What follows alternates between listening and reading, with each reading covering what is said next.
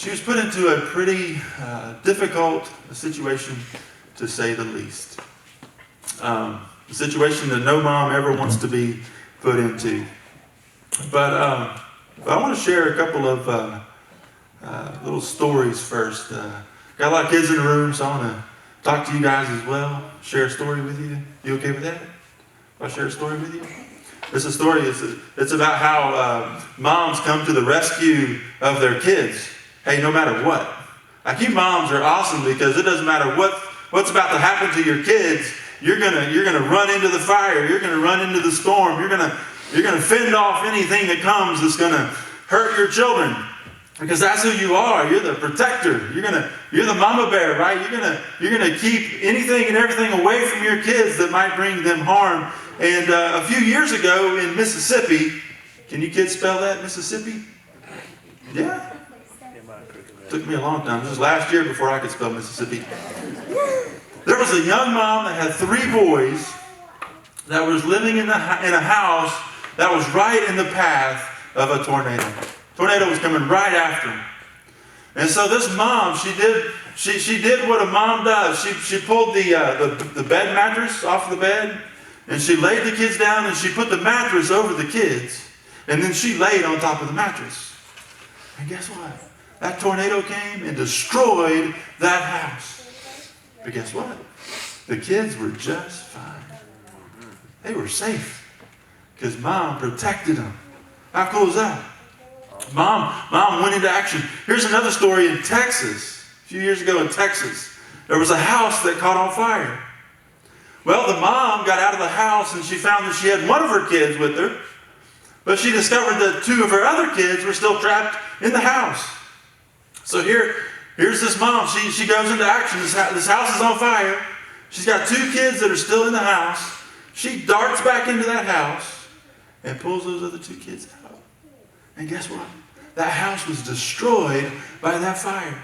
If she wouldn't have gone out of her way and ran back into that house and grabbed those kids, pulled them out, they wouldn't be here today. But they're safe, because mom went into action. She jumped into that house and pulled her kids out of that burning house and saved them. Check this story out. So one day, this mom and her 3-year-old daughter, they're out hiking.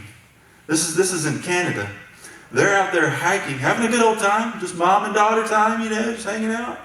When suddenly, out of nowhere, this 88-pound cougar just pounces on this 3-year-old little girl. Jumps right on her. Starts clawing her, messing her up, scratching her, cutting her. Mom rushes into action, wedges herself in between that cougar and that little girl, and throws that cougar off of her. And then picks up her little girl, and they sprint to the nearest house. And mom and daughter are both safe. A few little scratches, a few little cuts, but she's alive. She's alive. One more. Let's go to Georgia. Let's go to Georgia. A young man. He's out there in the garage. He's working on his 1964 Chevy Impala. It's up on the jacks. He's up underneath doing whatever he's doing. And suddenly, that car comes off those jacks. Pins that guy right to the concrete. Mom hears from inside the house the screams that comes from the garage, and she rushes out there. Guess what mom does? She picks that car up. She picks that car up about 4 inches off the ground so the neighbor can pull the boy out. Saved his life. How cool is that? Moms, y'all are special. Y'all can do anything.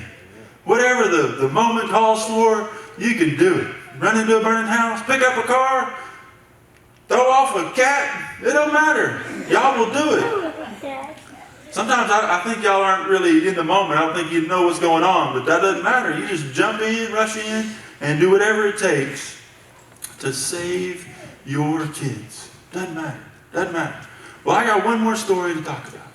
And this is a story about a mom that, pretty incredible what this mom goes through, and then what she does to save the life of her son. Let me see. Has anybody heard of the name Jochebed? All right. Can anybody spell that? I can't either. It was last night before I could spell that word. Jochebed. I want to talk to you about Jochebed. Okay, well, how about this? Has anybody heard the name Moses? Yes. Oh, we've all heard Moses, because that's an easy name to spell, right? So, Jochebed is Moses' mom. And Jochebed is a pretty incredible mother. She's a pretty incredible mother.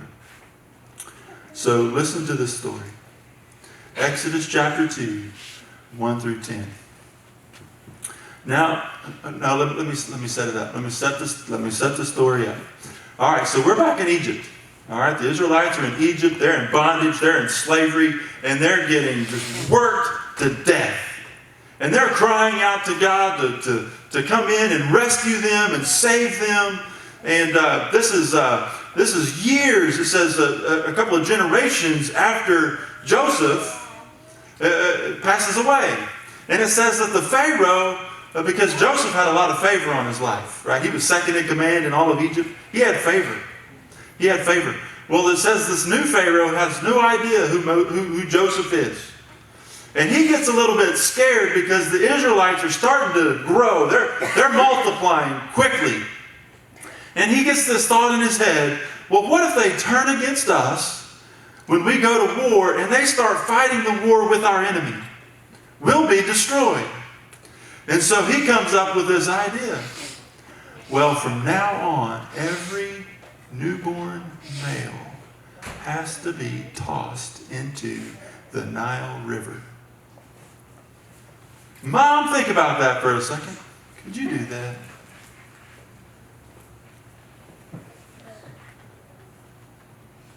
Can you imagine?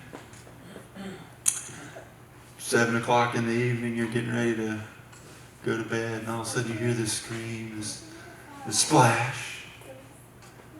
Can you imagine? What? Well, this is the time when Jochebed gets pregnant with Moses. All right, so I'm going to tell you the story. Now, a man of the tribe of Levi married a Levite woman, and she became pregnant and gave birth to a son. When she saw that he was a fine child, she hid him for 3 months. But when she could hide him no longer, she got a papyrus basket for him and coated it with tar and pitch. Then she placed the child in it and put it among the reeds along the bank of the Nile. His sister stood at a distance to see what would happen to him. Then Pharaoh's daughter went down to the Nile to bathe, and her attendants were walking along the riverbank. She saw the basket among the reeds and sent her female slave to get it. She opened it and saw the baby. He was crying, and she felt sorry for him. And this is one of the Hebrew babies, that she said. Then his sister asked Pharaoh's daughter, "Shall I go and get one of the Hebrew women to nurse the baby for you?" "Yes, go," she answered. So the girl went and got the baby's mother. Pharaoh's daughter said to her, "Take this baby and nurse him for me, and I will pay you." So the woman took the baby and nursed him. And when the child grew older, she took him to Pharaoh's daughter, and he became her son. She named him Moses, saying, "I drew him out of the water." All right, so here's this order that's given to all of the Israelite women. Hey, if you have a boy, you're going to have to take him down to the Nile River and toss him in there. In fact, the word was throw. Throw that baby into the river. Can you imagine for the 9 months that she's pregnant, how she's just praying for a girl? God, give me a girl, because I can't throw this baby in the river. I can't do it. I won't do it. Lo and behold, when she has the baby, it's a boy. Can you imagine what she was thinking? I got to throw this boy in the water? No, I'm not going to do it. I'm not going to do it. I'm going to do whatever it takes. I'm going to rush into action and do whatever it takes to protect this baby boy. So she tried to hide him for 3 months. And, if you've had children, after, when they start getting a little older, 3 months or so, they can get pretty loud. Their cries get a little louder. Their screams get a little bit louder. Even their mumblings get a little bit louder. So she's getting a little bit scared now that they're going to come along one day and find out that she's been hiding this baby boy. Who knows what would happen then? You know, we know that they would take the baby boy and toss him into the river. But what would happen to her if she was caught hiding this baby boy? She'd probably have to give up her life too. But she was willing to take that risk. She was willing to sacrifice her life, just like all of these mothers that we read about, just like you would do, Mom, if the situation called for it. You would sacrifice your life for the safety of your baby. I have no doubt. And that's what Jochebed did. She sacrificed. She hid this baby as long as she could. You know, we give all the credit to Moses for the delivery, the deliverance of the Israelites. And rightfully so. He's the one that came in and rescued them out of Egypt. But listen, there's no Moses without the sacrifice of Jochebed. There's no Moses if Jochebed just follows orders. If she just does what she's told to do, there is no Moses. And so we're going to have to give a little bit of credit to Jochebed, right? We're going to give Mom a little bit of love for everything that transpired in Moses' life, right? We're going to give her a little bit of credit too. Can you imagine what Moses grew up saying about his mom? You think your mom's cool, my mom's cooler. Think you got to give Mom, my mom's better. I mean, he was probably heaping praise on his mom because he shouldn't be there. He shouldn't be alive. He shouldn't be doing what he's doing. And so I can only imagine what Moses was saying about his mom. So what can we learn from Moses' mom? Well, what can we learn from her? Well, what does her faith in God teach us? Well, I think number one, her faith in God teaches us to trust God's protection. Trust God's protection. In the most fearful situations, we can trust God's protection. So you know, Jochebed, she had to make a decision. Am I going to do what I'm ordered to do, which is take this baby down to the river and toss him into the river? Or am I going to hide him and protect him the best that she was able to? So, today, you know, we're moms, we're not ordered to take our firstborn baby boy down to the river and toss him in. But we are kind of, our leaders are trying to kind of put us into a corner where we will toss our babies to the world. They have rigged it so that we almost are required to throw our babies to the world and let the world teach our children. That's how they've set it up. That's right. And what is cool about this is that she had to do the same thing. Right? She could only raise this boy so long before he became so loud that they would find out that somebody's trying to hide a baby boy. So she had to turn this baby boy over to, well, not turn it over. She was going to set him in the river and just pray and see what happens. I mean, she didn't know that Pharaoh's daughter was going to be. She probably had an idea of when she would go down and bathe every day. She probably had an idea of that. But outside of that, she's just trusting God, putting her full trust in God that she's going to put this baby boy in this basket, this ark, for safety, right? We know that from Noah. We know Noah's ark, and we know Jesus is an ark for us. And so she's placing this baby boy in this basket, this ark, that's going to save him as he moves down the Nile River in view of Pharaoh's daughter. So she's just trusting God. She's just putting her trust in God's protection. What's really cool is that Pharaoh's daughter sees this baby boy and loves this baby boy and gives orders to turn this baby boy right back around and give him back to his mom to raise him until he is at the point where Pharaoh's daughter can take over and raise this baby boy. So it's a pretty cool little story right here that she gives her baby boy away only for God to turn around and give her baby boy back to her to raise. Sources say it was probably for 2 to 3 years that she had the opportunity to raise this baby boy before she had to return him back to Pharaoh's daughter to be raised up. God protected his life. Through her faith, God protected his life. And so, Mom, when you do what God is leading you to do with your children, you can trust his protection. When you do what you feel like God is leading you to do with your children, you can trust God's protection. So number 1 is that, to trust God's protection. That's what we can learn from the faith of Jochebed. Number 2 is this, that she cared for the most vulnerable. She cared for the most vulnerable.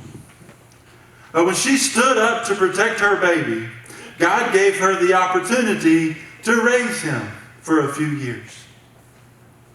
When Jochebed trusted God's protection, God rewarded her. God rewarded her with the opportunity to spend 2 to 3 years with her baby boy. And you'll love what happened as a result of those 2 or 3 years.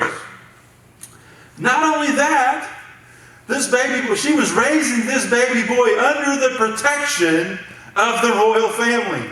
Right. Under the protection of the one who ordered all baby boys to be thrown into the Nile River. How awesome is God? He'll use anybody and everybody to reward you, to protect you. He'll use whoever. He'll use the one that ordered the death of the baby to keep him safe. And it's amazing what can happen in just a few years. Those of you moms that have a baby in here that's 3 years old and younger, y'all need to listen to this part of the story. Listen to this part of the story. Number 2, she took care of the most vulnerable. She took care of him. And number 3 is this. Take every opportunity to share your faith with the next generation. Let's turn over to Hebrews chapter 11, verse 23 through 26. And it says, by faith, Moses' parents hid him for 3 months after he was born, because they saw he was no ordinary child, and they were not afraid of the king's edict. Now listen to this. By faith, Moses, when he had grown up, refused to be known as the son of Pharaoh's daughter.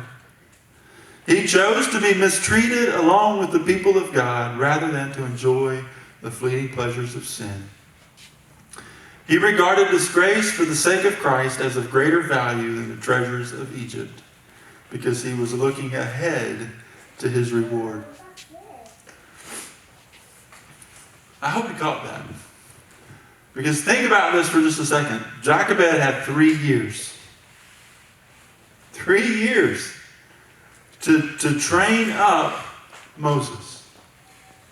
To the point that when he's older, he refuses to be included in the royal family. Guess what?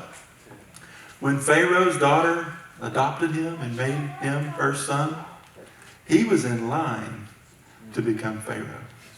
He was in line to become the most powerful human being on the face of the earth. That's what he was in line to do. Could you turn that down? It'd be hard to turn down. But it was because think about this, after 3 years old and she gives him back to Pharaoh's daughter, guess what? He's not getting a Hebrew education.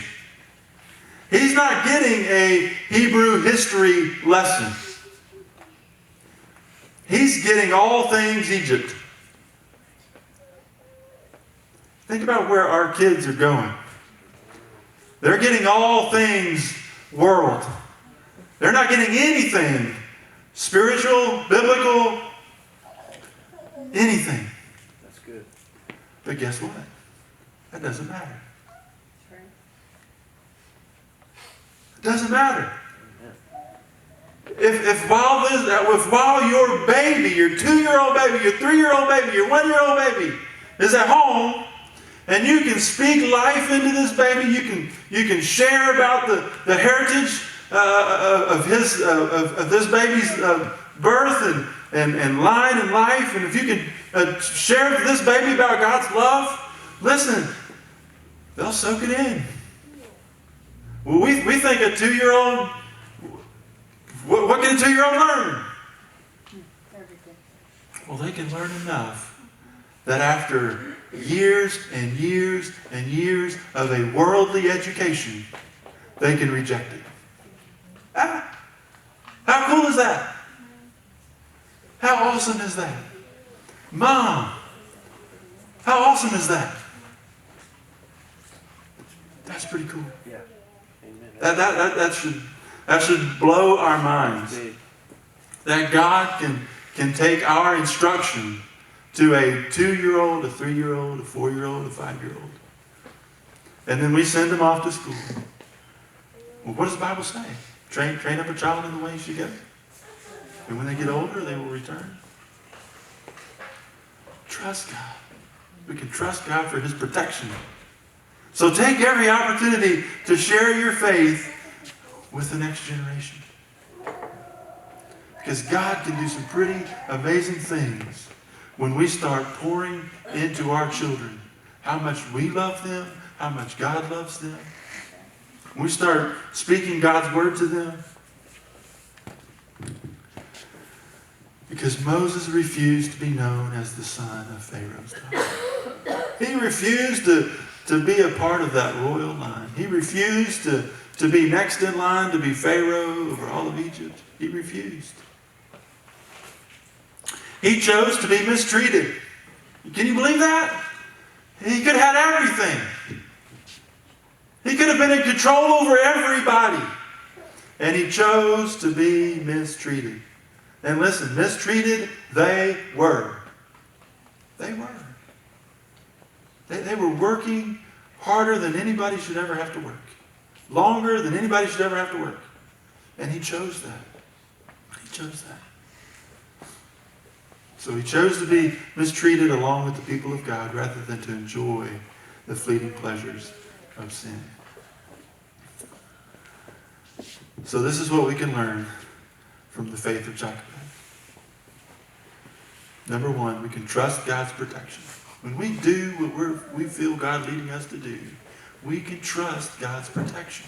He will protect us. Even if it's something that is going against what we are ordered to do or expected to do, if we believe that God is leading us in a certain direction, He will protect us. Number two, take the opportunity to care for the most vulnerable. She was rewarded for her faith.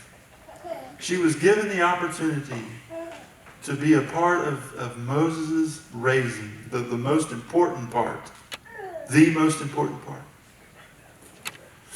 And take every opportunity to share your faith with the next generation. Listen, if your children are older than 3, that's okay. Start now. If this is something that you don't normally do, start now. Because God's word can work no matter how old they are. No matter how old they are. You may have a teenager. And you say, Pastor, this is something I need to start doing. Do it. Do it. My child's in his 20s. That's okay. Do it. So it's never too late. It's never too late. I just think it's pretty cool that God was able to do that to a 2-year-old. That's what blows my mind.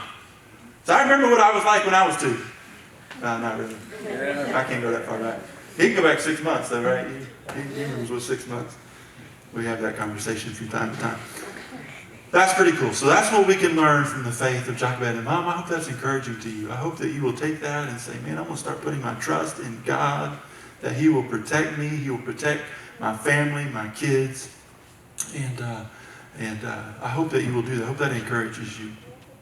Last story, and I'll be done. We all know the Harriet Tubman, right? You've heard of Harriet Tubman, very famous. She was called the Moses of her day. Right? She's today's Moses. And what did she do? She was in the Underground Railroad, helping the slaves from the South run away to the freedom in the North. Well, you may not know this. She had a $40,000 bounty on her head.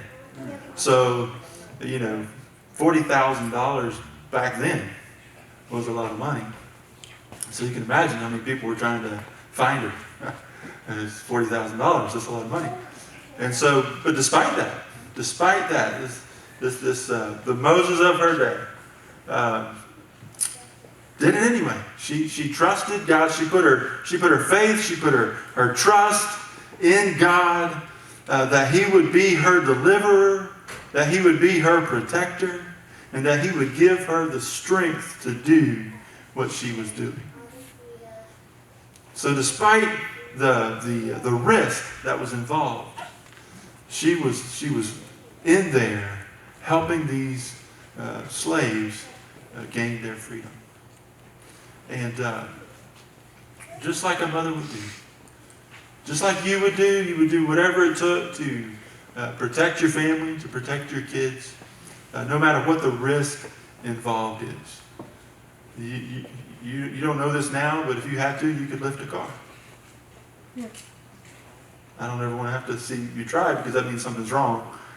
But we can go out in the parking lot in a second and line up and see. I can get under one, and you could run into a burning house. You could protect your kids from tornadoes, but you can also protect your kids from the world, from the world's teaching, from the world's pleasures.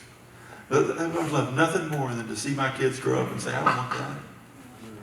I don't want to be a part of that. I want to be associated with God, all things with God, and love Him and love His people. That's the goal. The goal is to raise our kids up to love God, to love each other, to love people. That's the goal. And I think if we do that, if we'll do that at an early age, if we can, as they grow up, even if the world brings their systems in, they'll be able to push it away and reject it. Because I believe that if you, Mom, will take that risk, God will reward you. I believe God is a rewarder. I believe that.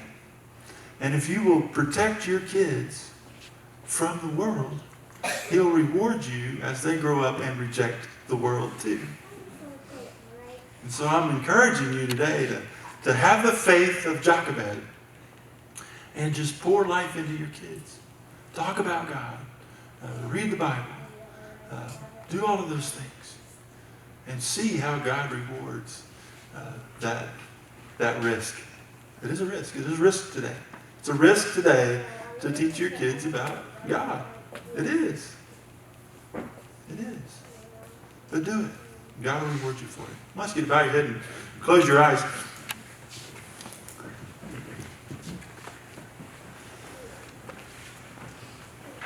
You know what? Actually, let's do this.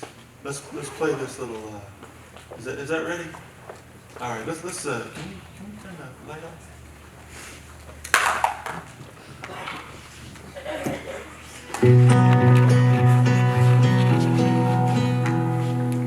I bet you could have used a minute, just a little time alone.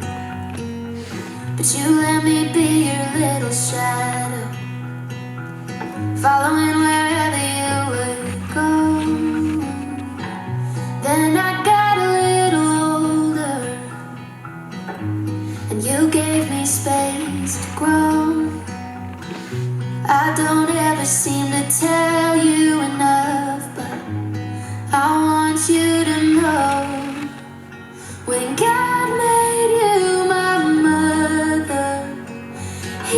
knew who I'd need. When he picked you from the others, he could already see that you would be my hero and everything I wanna be. When God made you my mother, he was being good to me. I come to you with all my secrets, and you never ever judge. And when I'm falling in my weakness, you give me strength to stand back up. No amount of miles could separate us, no place where I don't feel your love. You say I'm the gift that heaven gave you, but mama, I'm the lucky one. 'Cause when God made you my mother, he knew who I need. When he picked you from the others, he could already see that you would be my hero and everything I wanna be. When God made you my mother, he was being good to me.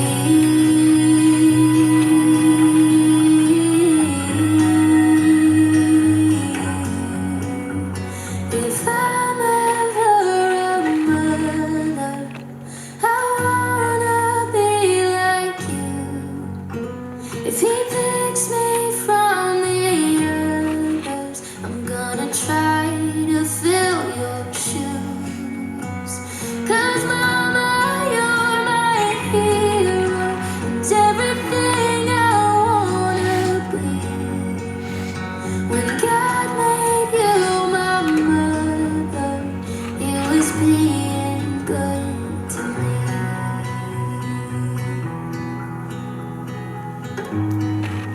Yeah, he was being good to me.